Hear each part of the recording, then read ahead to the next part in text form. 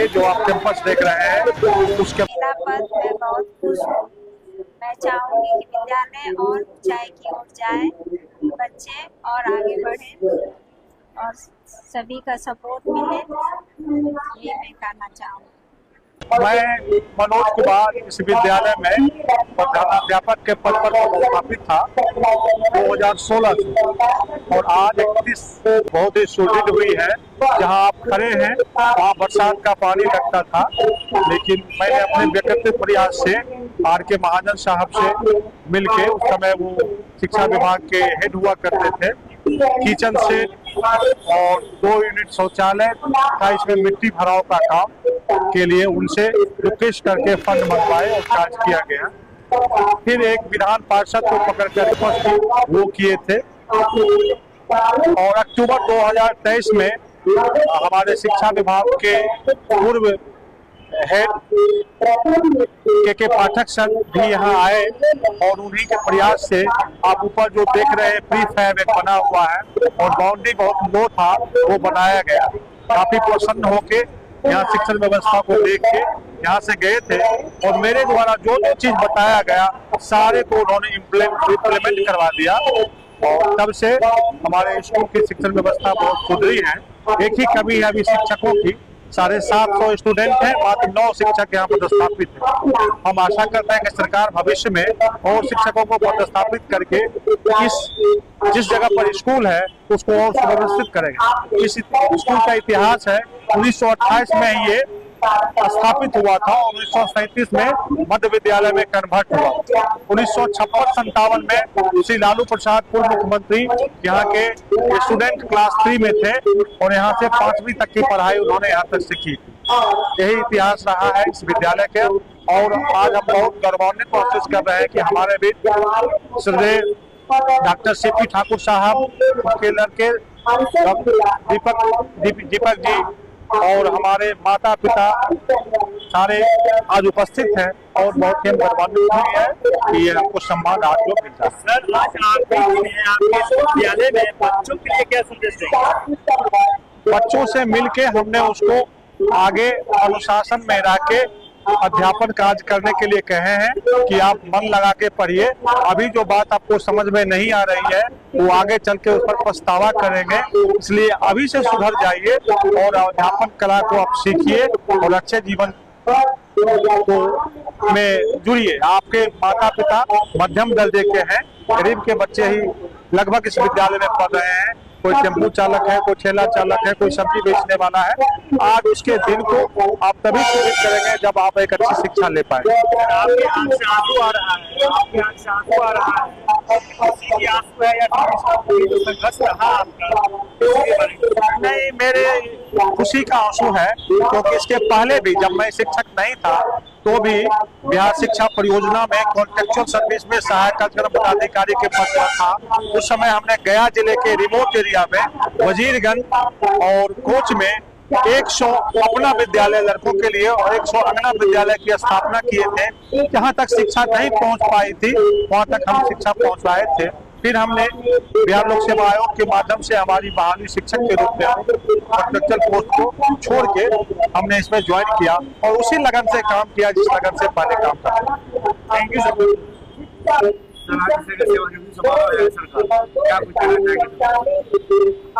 मनोज जी के लिए जितना बोलो शब्द कम पड़ जाते हैं। आज से 3 साल पहले भी हम लोग यहाँ कार्यक्रम में आए थे। बिल्डिंग वैसी अच्छी नहीं, बता ही रहे थे, पानी बगल वाली बिल्डिंग नहीं थी। हमने कहा मनोज जी सरकार के पास बहुत फंड रहता है, उसका उपयोग कीजिए। आप क्यों कोई गलत करते नहीं है, इसलिए बच्चों के अच्छाई के लिए बढ़िया बिल्डिंग करा दीजिए। और आज देखिए कि मिड डे मील के लिए अलग बन गया, प्री फैब ऊपर इन्होंने कहा, ये बिल्डिंग एकदम चमाचम हो गई। यह स्कूल एक उदाहरण बन गया। नए नए विज्ञान की जो प्रयोगशाला और जो नए प्रयोग हो रहे हैं, आर्टिफिशियल इंटेलिजेंस जैसे विषयों पर इन्होंने सेमिनार कराया, बच्चों को जागृत कराया।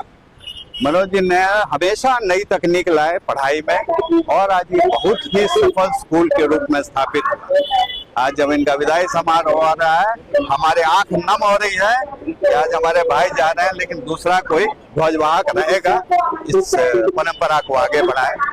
बहुत बहुत बधाई मनोज जी। बहुत अच्छा लगा कि इस शहर में ये स्कूल में बढ़िया से लोगों ने ऑर्गेनाइज किया है इस स्कूल को, और बच्चा लोग जो है वो भी बढ़िया निकलेगा।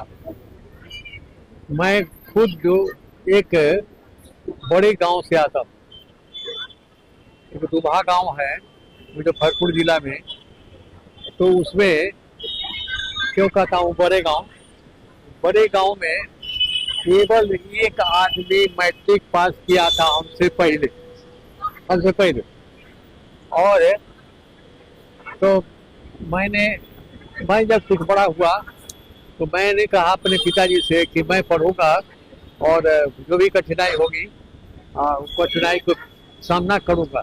अब इसलिए कहा कि मैं बीमार पड़ने लगा, बहुत बीमार पड़ता था, थोड़ा दिन हो फिर बीमार पड़ गया, थोड़ा दिन हो और डॉक्टर देखे, डॉक्टर टी.एन. बनर्जी से लेकर के जितना हिंदुस्तान में बड़ा बड़ा डॉक्टर हैं, हमारे पिताजी दौड़ते रहते थे उनके यहाँ, लेकिन उस बीमारी के बावजूद मैंने पढ़ना नहीं छोड़ा। तो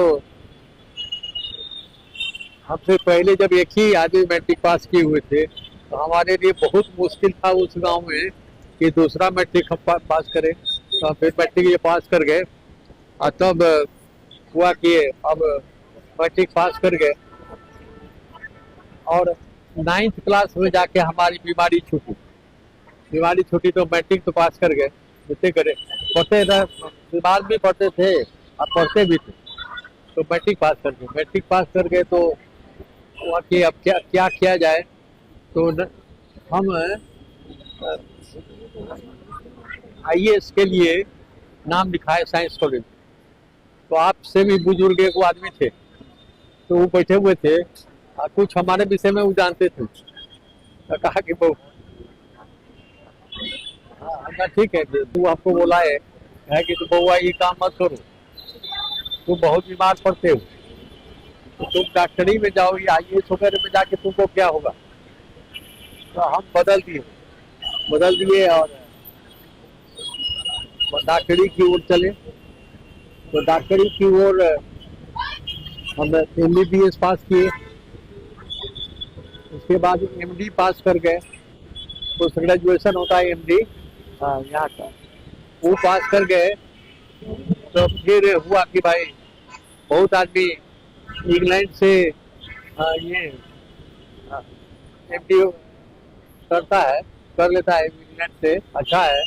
तो ये बैठे हुए थे इसी तरह, तो 25 गो लड़का पटना मेडिकल कॉलेज का आया हमारे।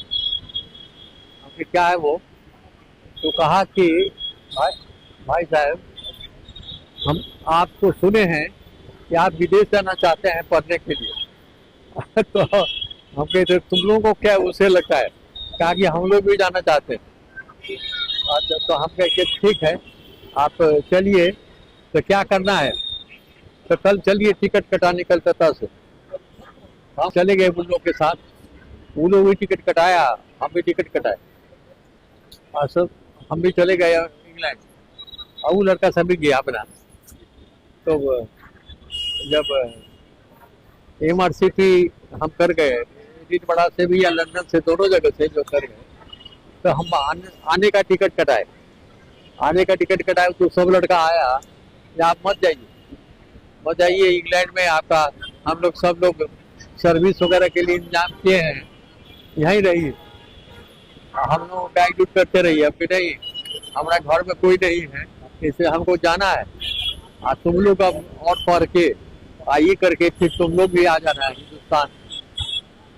तो इस तरह से पढ़ने के प्रति सभी तरह का एजुकेशन को समाप्त करके हम पढ़ने में रहेंगे और जनता की सेवा करेंगे।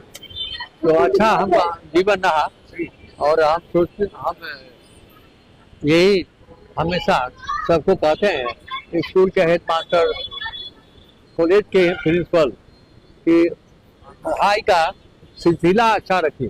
कोई स्कूल कहीं भी हो, पढ़ाई का ऐसा सिलसिला अच्छा रहना चाहिए कि जो इस स्कूल में आवे तो बढ़िया से शिक्षित हो गए। धन्यवाद। मैं पूनम कुमारी मध्य विद्यालय शेखपुरा प्रधानाध्यापक के पद पे मुझे रखा गया। मैं चाहूँगी यहाँ के विद्यालय के प्रति मैं अच्छे से दृढ़ से संकल्प लेकर के अच्छे से कार्य करूँ बच्चे के हित में। मैं बहुत खुश हूँ। मैं विगत कई सालों से मैं यहाँ हूँ। मुझे ये अभी आपको पता मिला, आगे आपकी क्या योजना बनेगी? आगे फसल की बताएंगे किस तरह की योजना आपकी 9 वर्ष में किस तरह की योजना बन रही है? ये योजनाएं आगे शिक्षा विभाग से मैं संपर्क करके और अच्छा करना चाहूँगी और नए नए योजनाएं स्कूल में लागू हो जो बच्चों को और आगे बढ़ाएं। बच्चे लगनशील होकर के विद्यालय आए। गतिविधि में खेल कूद और ये सब में भी बच्चों का मतलब किट्स वगैरह स्कूल को मिलना चाहिए जो बच्चे आकर्षित होकर विद्यालय में प्रतिदिन आवे।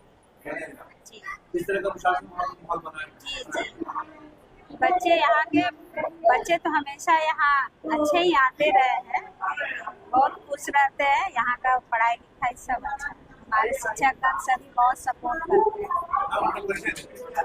मैं पूनम कुमारी मध्य विद्यालय शेखपुरा पटना चौक। आगे क्या सोच समझना भी करना पड़ेगा ना।